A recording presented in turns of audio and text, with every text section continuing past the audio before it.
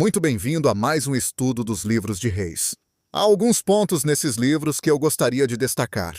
Primeiro, é importante falar da relação dos livros de Reis com o reino de Deus. Aqui o reino de Deus é diferente do reino de Deus mencionado no Novo Testamento. Esse é o reino hebreu, o reino que o povo escolheu quando decidiu que Deus não seria mais o seu rei. Eles quiseram ter reis como as outras nações tinham. Lembre-se, essa não foi a vontade orientadora de Deus. Essa foi a vontade permissiva de Deus. Deus não foi responsável por todas aquelas terríveis consequências que os filhos de Deus experimentaram, resultantes de seus reis apóstatas e ímpios. Muitos de nós já lemos o livro Ascensão e Queda do Terceiro Reich, que narra a Alemanha de Hitler. No geral, não gostamos muito desse tipo de leitura. Os fatos são chocantes, verdadeiros e históricos. Ler os livros de 1º e 2º Reis é quase a mesma coisa. Nesses livros lemos sobre a ascensão e a queda do reino que os filhos de Israel escolheram ter. Esse reino hebraico alcançou seu apogeu em luxo e glória durante o reinado de Salomão. O povo quis um reino, como os reinos que os outros povos tinham. Deus queria um sistema teocrático, um sistema de governo, onde ele governa através de um profeta, sacerdote. Os filhos de Israel quiseram um reino terreno, igual ao restante do mundo. Eles conseguiram o que queriam, principalmente durante o reinado de Salomão, quando o reino alcançou seu auge. Eles conseguiram o que queriam, mas, assim como o reinado de Hitler, também não durou muito. Esse reino hebreu terreno não durou muito porque essa não era a vontade orientadora de Deus. Por isso, em 2º Reis, capítulo 17, verso 24, lemos sobre a queda da parte norte desse reino. Em 1º Reis, nós lemos a descrição de como o reino foi dividido. Em 2º Reis, os reinos do norte e do sul caem. Em 2º Reis, 17, verso 22, lemos a impressionante narrativa. Os israelitas permaneceram em todos os pecados de Jeroboão e não se desviaram deles, até que o Senhor os afastou de sua presença, conforme os havia advertido por meio de todos os seus servos, os profetas. Assim, o povo de Israel foi tirado de sua terra e levado para o exílio da Síria, onde ainda hoje permanecem. Este trecho refere-se ao Reino do Norte, que era chamado de Israel. Em 2º Reis, capítulo 25 e verso 21, temos a descrição da queda do Reino do Sul, também impressionante. O rei mandou executá-los. Assim, Judá foi para o exílio, para longe de sua terra. Esse trecho aplica-se ao Reino do Sul, as 2 tribos de Benjamim e Judá, que juntas formavam Judá. Quando lemos a queda do Reino do Sul, vemos que sua conquista e exílio não foram tão simples como as pessoas costumam pensar. O povo babilônio não apareceu lá de um dia para o outro, conquistando a cidade de Jerusalém e levando seu povo cativo. Na verdade, a cidade de Jerusalém caiu 3 vezes em um período de 20 anos. Jerusalém caiu pela primeira vez quando Jeoaquim era rei. Jeoaquim entregou a cidade e foi para a Babilônia, onde serviu ao seu rei babilônico por 3 anos. Mas depois, Jeoaquim se rebelou contra as forças da Babilônia. Os babilônios tiveram que conquistar a cidade pela 2ª vez. Desta vez, o filho de Jeoaquim, chamado Joaquim, entregou a cidade. Jerusalém caiu pela 2ª vez. Muitos dos filhos de Israel foram massacrados, e muitos dos que não foram mortos foram levados cativos para a Babilônia. Quando os babilônios levaram os filhos de Israel, que não tinham sido mortos pela Babilônia, nomearam um rei para servir de marionete das autoridades babilônicas, chamado de Zedequias. Mas Zedequias também se rebelou, e por isso a cidade teve que ser conquistada pela 3ª vez. A nação hebraica já tinha a fama de ser rebelde contra o conquistador, e a cidade inteira foi destruída. No estudo dos livros de Esdras e Neemias, veremos que alguns dos filhos de Israel voltaram do cativeiro da Babilônia. Eles tiveram a permissão do imperador da Pérsia, Ciro, o Grande, para reconstruir o templo, a cidade e seu país. Havia muita oposição contra a reconstrução. O povo que se opunha aos filhos de Israel mandou uma carta para o imperador da Pérsia, dizendo: Se você observar os relatos dos reis e dos reis da Babilônia, verá que esse povo tem a reputação de ser um povo rebelde. Depois de verificarem os relatos, veio a resposta: Sim, eles são rebeldes. Pare o trabalho. Não os deixe reconstruir nada. Se algum dia você visitar Massada, verá um exemplo da rebeldia do povo hebreu. Eles se rebelaram contra os romanos em 70 do Pentecostes, amotinando-se em Massada durante 2 anos. Esses judeus preferiram suicidarem-se do que se renderem aos romanos. A cidade de Jerusalém já foi destruída muitas vezes no curso de sua história. Devido à completa destruição que sofreu em 70 d.C., a Jerusalém que conhecemos hoje não tem nada a ver com a Jerusalém dos tempos de Jesus. O povo hebreu passou por um período que se iniciou em 70, Anno Domini, e que culminou com o Holocausto, e que eles tinham uma atividade de cordeiro, ou seja, passiva. Hoje eles assumiram uma atitude arrogante, ativa e deliberada. Estão treinando seus jovens para serem arrogantes. Hoje, em Israel, todo jovem, quando atinge a adolescência, entra no exército de Israel. Eles são levados para a Massada, a fim de fazerem juramento ao exército israelense. Neste novo milênio, Israel está recuperando a reputação que seu povo sempre teve de ser formado por grandes guerreiros e rebeldes. Lembre-se que o nome Israel significa lutador. Esse nome vem de Jacó, e é exatamente isso que significa, lutador. Acompanhando a história dos hebreus, a primeira coisa que devemos observar no estudo dos livros de 1º e 2º Reis é a ascensão e a queda da nação hebraica. A leitura desses livros é fascinante. Em segundo lugar, devemos observar os próprios reis.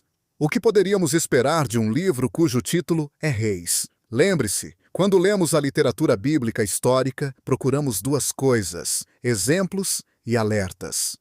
No estudo destes 2 livros, encontraremos muitos alertas. Alguns reis do Reino do Sul foram bons durante algum tempo. Todos os reis do Reino do Norte foram maus o tempo todo. Por isso, encontramos a maioria dos alertas nesses reis. O personagem mais importante do elenco de reis é Salomão. A história de Salomão, como nos é relatada principalmente no livro de Reis, é fundamentalmente um grande aviso. No início, Salomão era um exemplo para nós. Ele começou muito bem. De certa forma, Salomão foi muito parecido com Saul, porque ambos começaram bem.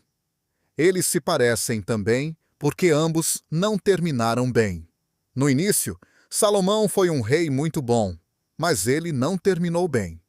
Nos primeiros capítulos do livro de Reis, Davi, o pai de Salomão, passou-lhe algumas responsabilidades. Davi passou a capa da liderança para seu filho.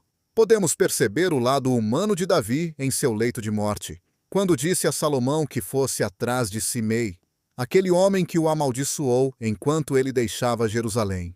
Você se lembra quando Davi voltou do exílio? Ele perdoou Simei? Lembra disso?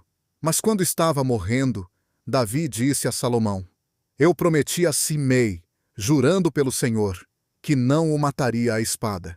Mas agora não o considere inocente. Você é um homem sábio e saberá o que fazer com ele.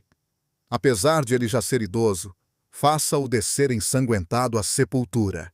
Então Salomão matou Simei. Davi também falou para Salomão acertar as contas com Joabe, porque tinha matado meus generais Abner e Amassa. Davi disse: Você se lembra que Davi demonstrou seu desagrado, especialmente quando Abner foi morto. Mas eu suspeito que a razão principal de Davi ter falado para Salomão pegar Joabe é porque ele tinha matado Absalão. Davi não disse isso, mas eu acho que essa foi uma das razões principais pelas quais ele mandou Salomão matar Joabe. Quando Davi passou para Salomão a responsabilidade de ser o 3º rei de Israel, parece que Salomão seguiria os passos de seu pai. Salomão orou: Senhor, eu não passo de um jovem, e não sei o que fazer. Teu servo está aqui entre o povo que escolheste, um povo tão grande que nem se pode contar. Dá, pois, ao teu servo um coração cheio de discernimento para governar o teu povo e capaz de distinguir entre o bem e o mal. Pois quem pode governar esse teu grande povo? Salomão fez essa oração muito bonita no início do seu governo. Deus foi tocado com a oração de Salomão e disse: já que você pediu isso, e não uma vida longa, nem riqueza, nem pediu a morte dos seus inimigos, mas discernimento para ministrar a justiça, farei o que você pediu. Eu lhe darei um coração sábio e capaz de discernir, de modo que nunca haverá ninguém como você. Também lhe darei o que você não pediu, riquezas e fama, de forma que não haverá rei igual a você durante toda a sua vida. Você ouvirá mais sobre esse assunto quando chegarmos ao Salmo 127, ao livro de Eclesiastes. Salomão realmente tornou-se o homem mais rico que existiu. Salomão tornou-se o homem que viveu mais experiências do que qualquer outro. Ainda assim, com tudo isso em meio aos reis hebreus, Salomão talvez tenha se tornado o maior fracasso que já existiu. Lembre-se, eu já disse isso, mas quero enfatizar agora. Você está estudando os livros de 1º e 2º Reis, a divisão do reino, a sua queda, o cativeiro do povo e toda a calamidade que vieram sobre o reino e que não foram resultado do pecado de Davi. Davi confessou o seu pecado e Deus o perdoou. Davi arrependeu-se e foi um bom rei por 24 anos depois do seu pecado. Portanto, toda essa catástrofe que caiu sobre o reino não foi resultado do pecado de Davi. Toda essa calamidade sobre o reino foi resultado dos pecados e dos erros de Salomão. Quando o reino de Israel alcançou seu pico de glória, Salomão afastou-se de Deus. Na verdade, foram suas mulheres que o afastaram de Deus. 700 mulheres e 300 concubinas. O monte onde Salomão mantinha suas mulheres era chamado de o Monte dos Escândalos. É óbvio que Salomão tornou-se um apóstata. Muitas de suas mulheres adoravam deuses estranhos. Salomão se deixou influenciar por elas e passou a crer nesses deuses estranhos. É por isso que digo que Salomão, se olharmos para toda a equiteu da riqueza e sabedoria que chegou a ter, foi o rei que sofreu a maior queda. Acredito que Salomão tenha vivido um retorno espiritual. Saul foi diferente. Não voltou. Acredito nisso por 3 razões. A primeira delas está no Salmo 127. Esse é o único salmo escrito por Salomão. No Salmo 127, ele passa uma mensagem que eu acho que é a mais orientadora. Aos homens, ele diz: é possível trabalhar em vão. É possível construir em vão. É possível preocupar-se em vão. Salomão foi um grande construtor. Ele construiu o templo e também cidades e parques. Ele construiu uma frota de navios só para navegar até uma rainha e dizer-lhe: oi, tudo bem? Ele foi um construtor fenomenal. Quando ele escreveu seu pequeno salmo, ele disse: é possível construir em vão. É possível trabalhar muito em vão. É possível preocupar-se em vão, porque é possível preocupar-se com as coisas erradas. A segunda razão para eu achar que ele viveu um retorno espiritual é o livro de Eclesiastes. O livro de Eclesiastes é uma canção de arrependimento de Salomão.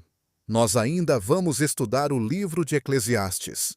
E a terceira razão para eu acreditar que Salomão voltou-se para Deus é que quando o espírito da história é relatado, não só o pecado de Davi é omitido, mas também o pecado de Salomão. Eu acredito que realmente ele se arrependeu. Bom, nós temos que ficar por aqui hoje.